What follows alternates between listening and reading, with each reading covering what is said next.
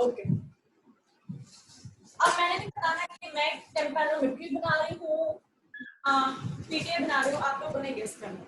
ये ग्राफ है जिसका मुझे आंसर मालूम आप देंगे। ये ग्राफ है,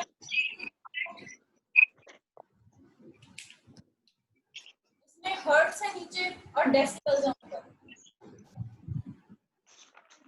30, 40, 50, 60 और ये नॉर्मल जा रहा है 250, 500, 1000, 2000 hertz. Manu, are you with us? Manu, ji Manu, ये मैंने 2 लाइन ड्रॉ की। ये बताएं किस किस्म का पीटी, किस किस्म का ग्राफ है, क्या चीज? ऑडियोग्राम। ऑडियोग्राम है, कौन सा?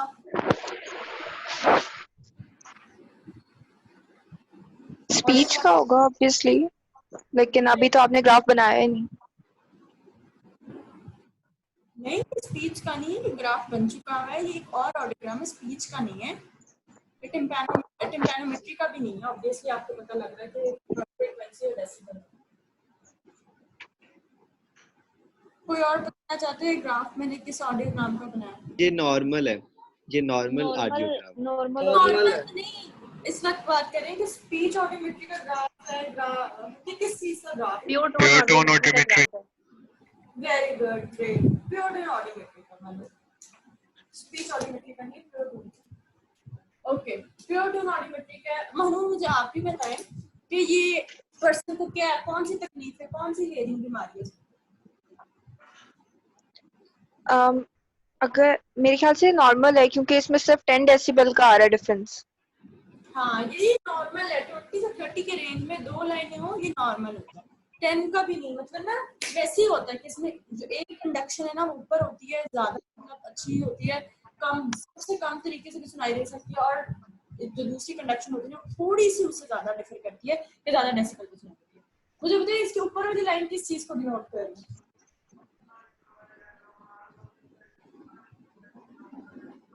Bone conduction.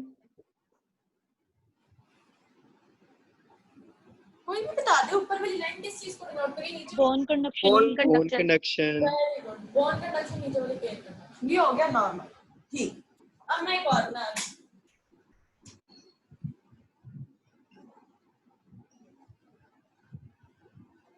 ये मुझे बताएंगी मोमना आपी। मोमना आपी, ये जो है, हाँ जी, ये मिक्स्ड है। वेरी गुड, ये मिक्स है, बीसी है, ये एसी है, दोनों में डिफरेंस है, नॉर्मल से भी यहाँ पे बीसी में डिफरेंस है, ये हमारे पास मिक्स है। अच्छा, शाहिद आप बताएं ये कौन सा वाला? सेंसरी न्यूरल नहीं, कंडक्टिव हियरिंग लॉस है। क्या हो गया? हाँ, कंडक्टिव हियरिंग लॉस है, क्योंकि बोन कंडक्शन तो अपनी जगह पे, ये सिर्फ एयर कंडक्शन मसला है। अच्छा, अब बताएंगे हमजा याद है, ये कौन सा था, किस बीमारी का था?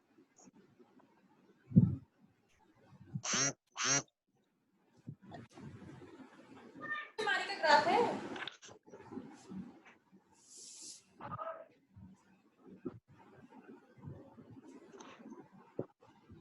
मोमना आप बता दें। चलिए, सेंसरी न्यूरल।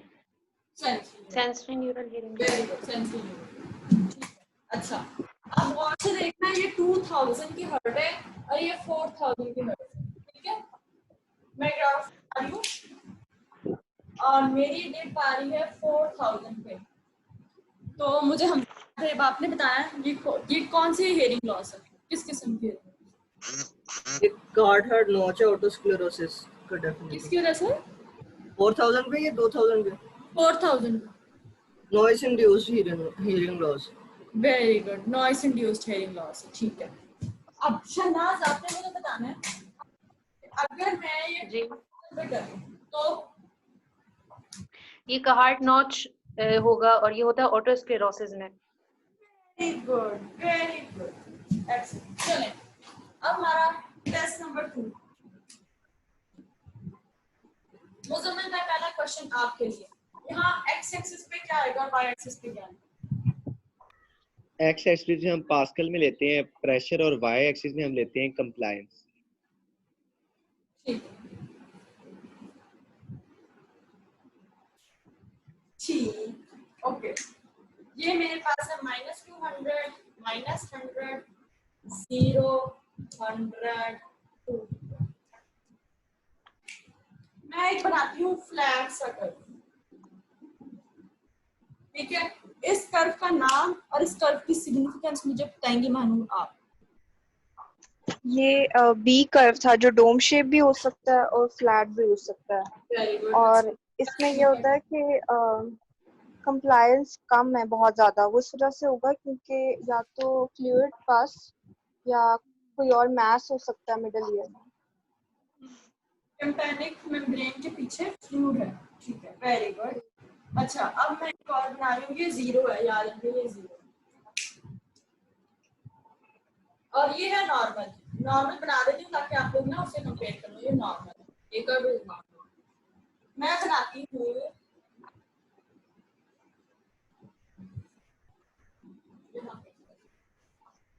ये नेगेटिव प्रेशर में, मुझे कौन बताएगा, शायद है आप बताएं कि ये कौन सी कर्व है, इसकी क्या सिग्निफिकेंस?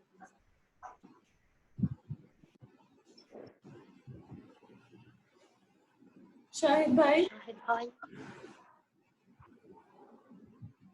चलो मुझे ये टाइप ग्राफ सी है और इसका मतलब है कि जो टिम्पैनिक मेम्ब्रेन है उसके पीछे कोई फ्लूइड है। ब्लू ईयर में मोस्टली नजर आती है रिट्रैक्टेड टिम्पैनिक तो रिट्रैक्टेड है मेम्ब्रेन। तो फ्लूइड कैसे होगा? फ्लूइड तो बी में होता है। स्टेशन ट्यूब ब्लॉक हुई होती है, Eustachian tube negative block. Pressure buildup हो हाँ, जाने लगता है। हाँ जी, हाँ जी, हाँ। स्टेशन ट्यूब होती है block. Eustachian tube is the block, block of Eustachian. अच्छा एक वैसे वैसे बस एक छोटा सा क्वेश्चन है।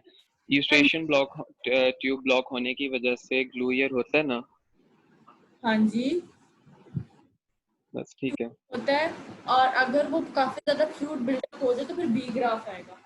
अगर हाँ में इनिशियल स्टेजेस में हो तो फिर वो सी ग्राफ आएगा। जी ठीक है, क्लियर? ठीक। अब मैं बना रही हूँ, अब मुझे कौन बताएगा, बताती हूँ। हमजा, याद है आप ये कौन सा करते हैं, क्या सिग्निफिकेंस? हमजा भाई, कौन सा कर रही है? ये एडी कर्व है, डिसकंटिन्यूअस ऑसिकुलर चेन। इसके अंदर ना वो जो कंप्लायंस इंक्रीज कर जाती है और उसके अंदर डिस्टेंस आ जाता है, मतलब जो मेलियस इंटस और स्टेपिस है।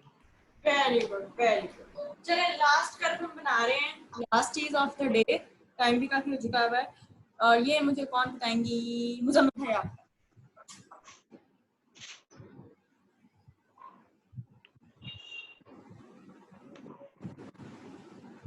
कौन सा?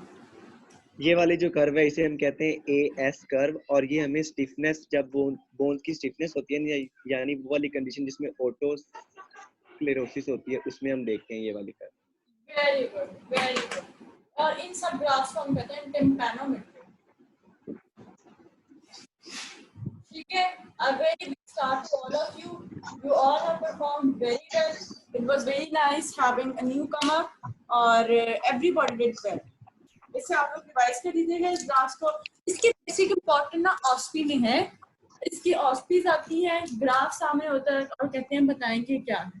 इसकी थ्योरी में इतने ग्राफ्स नहीं, मतलब थ्योरी में इतना हमें बोर्ड में ग्राफ कराया गया क्योंकि ये ऑस्पी में आते हैं। थ्योरी में ये पता होना चाहिए कि टिम्पैनोमेट्री में करते क्या है, कैसे करते हैं, और पीटीए में करते क्या है, क्यों करते हैं। मैंने बताया कंफर्मेटरी ऑडियोमेट्री टेस्ट, ऑडियोमेट्री के कंफर्मेटरी टेस्ट है, इसलिए जो है डॉक्टर सजेस्ट करते हैं कि क्या है इसकी वैल्यू। ये ज्यादातर ग्राफिकल टॉपिक और ग्राफ इसके आते हैं ऑस्पी। किसी को कोई सवाल?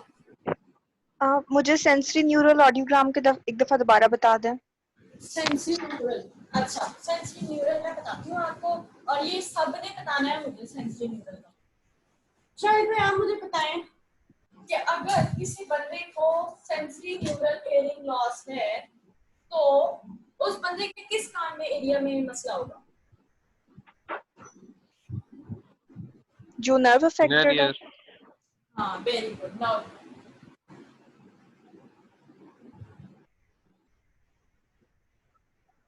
ये है टिम्पैनिक न्यूरॉन,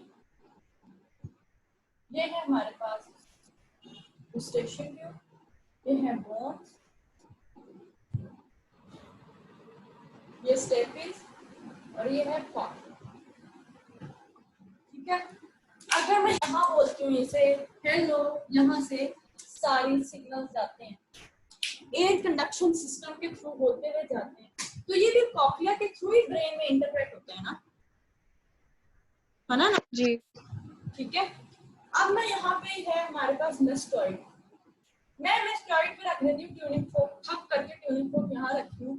मेस्टॉइड वाइब्रेशंस के थ्रू वो भी कॉक्लिया सिग्नल्स भेजता है।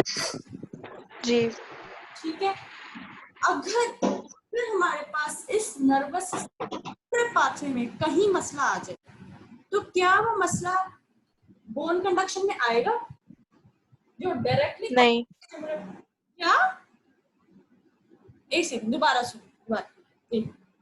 बोन कंडक्शन में हमने मेस्टॉइड का ट्यूनिंग फोक रखा, उसने डायरेक्टली कॉक्लिया को स्टिमुलेट किया। Cochlea is a part of sensory neural system.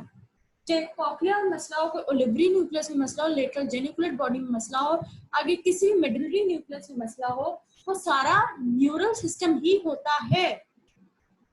अगर हमारे पास कॉक्लिया में मसला होगा तो क्या बोन कंडक्शन में मसला नहीं आएगा? आएगा।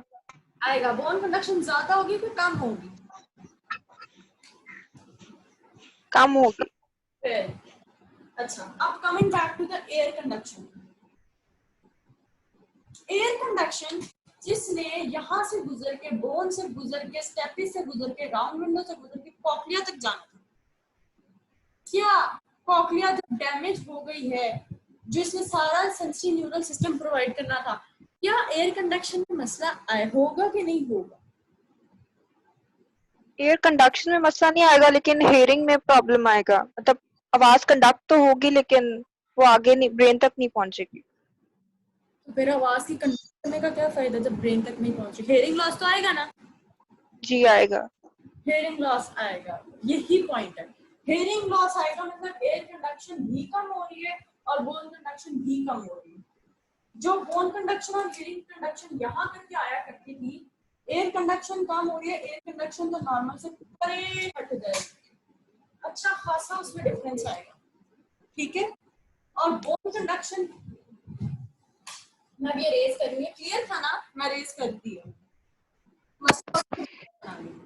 जो एयर कंडक्शन और बोन कंडक्शन पहले यहाँ पे स्पून से पड़े हुए थे अपनी नॉर्मल रेंज में, अब क्या होगा?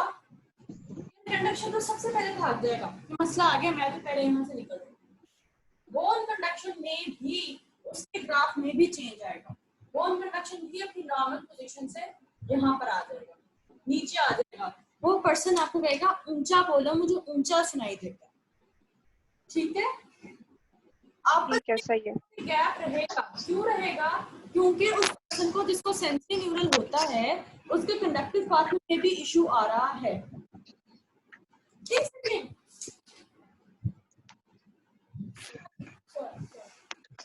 बोन कंडक्शन नीचे आएगा और एयर कंडक्शन में भी जो मसला होगा ना, एयर कंडक्शन भी नीचे आएगा, लेकिन ये दोनों आपस में साथ रहेंगे। वो मैं नेक्स्ट कराने लगी, क्योंकि सेंसरी ठीक है, सही है। सबसे ज्यादा, क्योंकि अच्छा, जब कंडक्टिव हुआ था तो इसमें सिर्फ हमारे, क्योंकि एयर कंडक्शन का लॉस आ रहा था, तो उसमें सिर्फ एयर कंडक्शन मूव किया था, मतलब बोन कंडक्शन अपने पोजीशन पे रहा था। लेकिन इसमें क्योंकि पाथवे डैमेज हुआ तो दोनों जो है ना डिस्प्लेस होंगे, और सबसे ज्यादा बोन कंडक्शन को होगा क्योंकि वो फर्दर आगे लेके जा रहा है नर्व को डायरेक्टली। सबसे ज्यादा सदमा इस वक्त बोन कंडक्शन को पहुंचे कि मेरा तो कॉक्लिया उड़ गया, तो वो ज्यादा हमें डिफरेंस नजर आएगा। एयर कंडक्शन जो है, चूंकि इसी तरतीब में लोग नीचे उतर आएंगे, जैसे ऊपर था नीचे उतर आएंगे, क्योंकि एयर कंडक्शन में भी ऑब्वियसली मसला आएगा ना अगर सेंसरी न्यूरल। और किसी का कोई सवाल, किसी को कोई ग्राफ ना समझ आया? Anybody? All clear? Yes clear है। Yes. क्लियर है, क्लियर है। ओके, मानूर, आपको कोई चीज रहेगी तो आप सकते हो। नहीं, थैंक यू वेरी मच, समझ आ गया मुझे। Okay. So we should end the meeting. Ji Okay. Take care, everybody.